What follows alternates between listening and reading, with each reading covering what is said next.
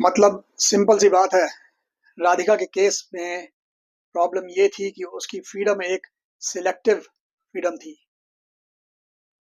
Tennis खेलना allowed था, short skirts पहनना अलाउड था, टेनिस कोर्ट पर वर्कआउट अलाउड था, ट्रैवल करना अलाउड था, क्योंकि ये सब उसके करियर और उसकी फैमिली का एम्बिशन जो था उसके पैरामीटर्स में, उसके दायरे में फिट होता था।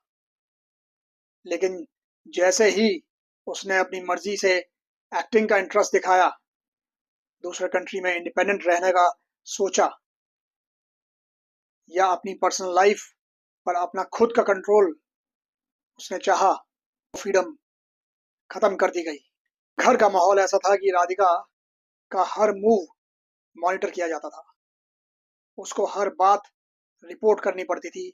अपना हर डिसीजन पेरेंट्स के अप्रूवल से लेना पड़ता था। दीपक जो उसके फादर थे, उनके लिए शायद ये केयर की परिभाषा थी, लेकिन असल में ये कंट्रोल था, केयर नहीं। जब उसने फील किया कि बेटी उसके बनाए हुए ट्रैक से हट रही है, तो उसके अंदर का फ्रस्ट्रेशन, ईगो और लोग क्या कहेंगे, उसका प्रेशर इतना बढ़ गया कि वो उसे रोक नहीं पाया और वो एक दिन एक्सप्लोड हो गया। और इसी एक्सप्लोजन का नतीजा था वो 4 गोलियां जो उसने बेटी की छाती में उतार दी। सिर्फ एक मर्डर नहीं था, ये एक ऐसी घटना थी जिसने दीपक को ना ही अपनी बेटी से महरूम कर दिया, बल्कि समाज में जो बेइज्जती का उसका डर था, उससे भी उसको छुट्टी मिल गई। लेकिन हकीकत ये है कि सिर्फ अपनी इज्जत, अपनी इंसानियत, अपना फादरहुड ही नहीं, बल्कि उसने अपना फ्यूचर भी अपने हाथों से खत्म कर दिया।